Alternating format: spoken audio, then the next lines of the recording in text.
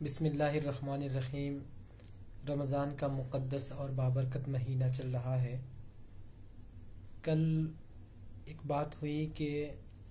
رمضان کے مہینے کا روزہ رکھنا کس قدر اہم اور افضل ہے، اس کی کیا اہمیت ہے، جس پر ایک حدیث کی روشنی میں بات ہوئی تھی کہ جو شخص رمضان کا مہینہ پائے اور رمضان کے روزے رکھے تو اللہ تبارک و تعالی اس کے گناہوں کو جو اس نے پہلے کیے ہیں اسے معاف کر دے گا، اسے بخش دے گا۔ یہ بخاری شریف کی روایت تھی اور مسلم میں بھی یہ روایت آئی ہے، گویا یہ متفق علیہ روایت ہے۔ آج اسی طرح کا ایک دوسرا موضوع جو اکثر ہم لوگوں کے ذہن میں رہتا ہے کہ ہم روزہ رکھتے ہیں، روزے کا کیا مقصد ہے، روزے کی کیا اہمیت ہے، روزے کی آخری اتنی فضیلت کیوں ہے۔ تو ہر چیز کی فضیلت، اس کی اہمیت اس کے مقصد سے واضح ہوتی ہے، اور روزے کا مقصد اللہ تبارک و تعالی نے قرآن کریم میں فرمایا لعلکم تتقون، تاکہ تم متقی ہو جاؤ۔ یعنی اللہ تعالیٰ کا فرمان ہے کہ یا ایھا الذین آمنوا کتب علیکم الصیام کما کتب علی الذین من قبلکم لعلکم تتقون، کہ اے ایمان والو تم پر روزے فرض کیے گئے ہیں جیسا کہ تم سے پہلے لوگوں پر بھی روزے فرض کیے گئے تھے، تاکہ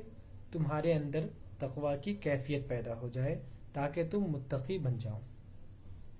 یہ تقوی کیا ہے اور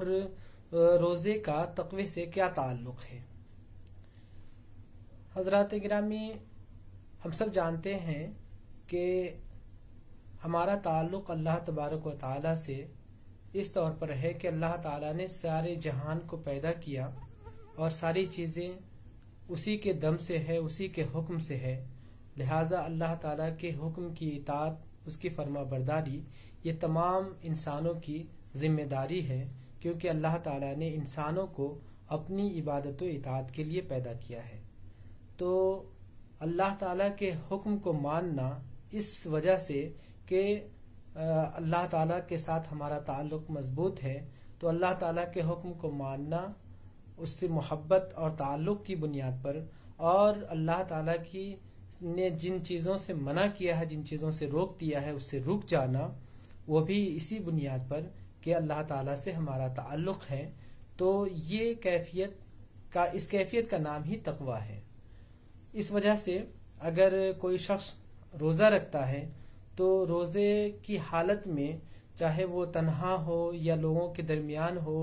یا کہیں بھی ہو، تو وہ کام نہیں کرتا جو اللہ تبارک و تعالی نے اس سے منع کیا ہے، یعنی اس سے بچنے کی پوری کوشش کرتا ہے، کیونکہ اسے معلوم ہے کہ اللہ تبارک و تعالی کا حکم ہے کہ ہمیں کون سا کام کرنا ہے اور کیا کام نہیں کرنا ہے۔ یہی وجہ ہے کہ ہم دیکھیں کہ ایک روزے دار جو روزہ رکھتا ہے تو وہ روزے دار تنہائی میں ہوتا ہے، لیکن اس کے باوجود کبھی ایک گلاس کا ایک گھونٹ بھی اپنے گلے سے نیچے نہیں اتارتا، کیونکہ اسے معلوم ہے کہ اس کا روزہ ٹوٹ جائے گا، کیونکہ طلوع فجر سے لے کر غروب آفتاب تک نہ کچھ کھانا ہے، نہ پینا ہے، اور جنسی تعلق سے بچنا ہے۔ تو یہ چیز جو 3 باتیں بتائی گئی، یہ اس کے ذہن میں ہمہ وقت گھومتی رہتی ہے کہ ہمیں ان چیزوں سے رکنا ہے، لہٰذا اس کی کوشش ہوتی ہے کہ وہ تنہائی میں ہو یا سب کے سامنے ہو، وہ اس سے رکتا ہے۔ جبکہ ہم دیکھیں کہ بہت سارے ایسے گناہ اور بہت سارا ایسا کام جو انسان تنہائی میں کر جاتا ہے، کیونکہ اس کے سامنے کوئی دیکھنے والا نہیں ہوتا، لیکن ایسا شخص جو روزے سے ہوتا ہے وہ کبھی تنہائی میں ایک گھونٹ اپنے گلے سے نیچے نہیں اتارتا یا ایک نوالا اپنے منہ میں نہیں ڈالتا۔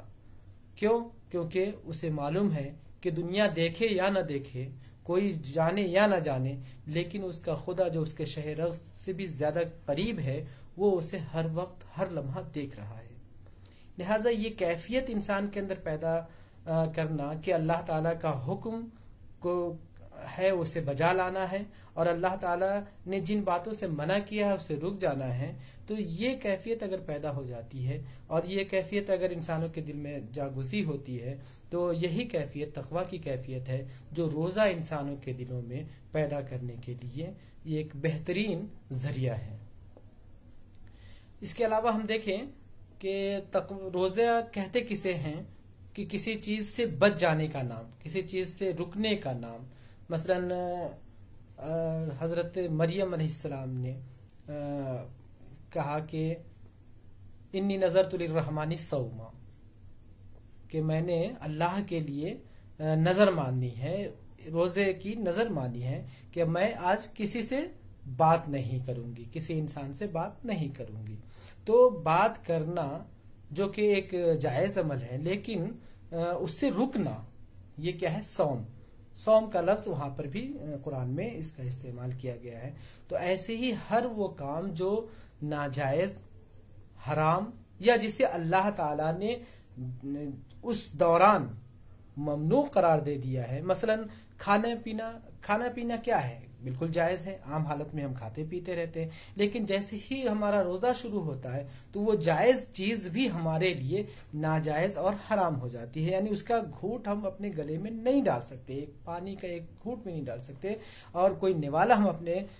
حلق سے یا اپنے گلے سے نیچے نہیں اتارتے، کیونکہ اللہ تعالی کا یہ حکم ہے کہ ہمیں ان چیزوں سے رکنا ہے۔ اسی طرح ہماری پوری زندگی یہ تقویٰ پر محیط ہو اور تقویٰ والی زندگی ہو، اس کی پریکٹس کے لیے یہ 30 دن کے ایک مہینے رمضان کے روزے رکھے جاتے ہیں، تاکہ ہمارے اندر وہ کیفیت بیدار ہو، وہ اللہ تعالیٰ کے حکم کو ماننے کا وہ جذبہ پھر سے ایک دم مضبوط ہو کہ ہم جس حال میں بھی ہوں گے، جہاں بھی ہوں گے، جس طرح بھی ہوں گے، ہمیں اللہ تعالیٰ کے حکم کو سامنے رکھنا ہے۔ اللہ نے جن چیزوں سے ہمیں منع کیا ہے ہم اس سے باز رہیں گے تو ہماری زندگی تقوی والی زندگی ہوگی، ہماری زندگی کا جو ہمارے اس روزے کا جو مقصد ہے وہ حاصل ہوگا، بلکہ ہماری زندگی کا بھی جو مقصد ہے اللہ تعالیٰ کی عبادت و اطاعت، تو وہ ہم اس مقصد کو حاصل کر سکیں گے جس کے لیے ہم روزے کے ذریعے اپنے اندر تقویٰ کی کیفیت پیدا کرنا چاہتے ہیں۔ تو یقیناً ہماری زندگی کامیاب ہوگی، اور ہم اس پورے مہینے میں جو ہماری تربیت کا مہینہ ہے، تقوی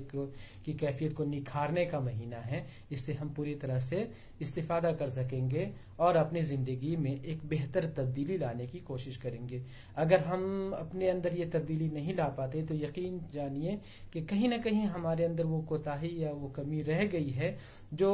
ہمارے اندر پیدا ہونی چاہیے تھی، جس روزے کے ذریعے ہمارے اندر تبدیلی آنی چاہیے تھی، وہ نہیں آ سکی۔ تو ہمیں اس کا جائزہ لیتے ہوئے ہر پل ہر لمحہ یہ کوشش کرنا چاہیے کہ یہ جو قیمتی لمحہ اور وقت ہمیں میسر ہے، اس میں ہم اپنے اس تقویٰ کی کیفیت کو، کہ کوئی دیکھے یا نہ دیکھے، کوئی سنے یا نہ سنے، کوئی جانے یا نہ جانے، لیکن ہمارا خدا، ہمارا رب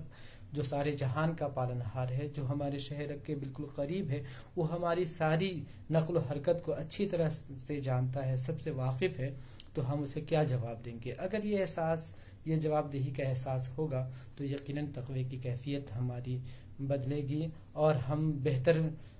مرحلے میں آئیں گے، اور ہمارے اندر جو شخصیت کا ارتقاء ہے، جو ہم بدلاؤ چاہتے ہیں، ایک اچھا انسان بننے کی جو کوشش کرنا چاہتے ہیں، جو اللہ تعالیٰ کے حکم کے مطابق زندگی جینے کا سلیقہ حاصل کرنا چاہتے ہیں، جس راستے پر چل کر ہم کامیابی کی منزل تک پہنچنا چاہتے ہیں، جس ارتقاء کے مرحلے پر پہنچنا چاہتے ہیں، تو یقیناً ہم وہ منزل حاصل کر سکیں گے۔ اللہ تعالیٰ ہم لوگوں کو کہنے سننے سے زیادہ عمل کی توفیق عطا فرمائے۔ وآخر دعوانا الحمدللہ رب العالمین۔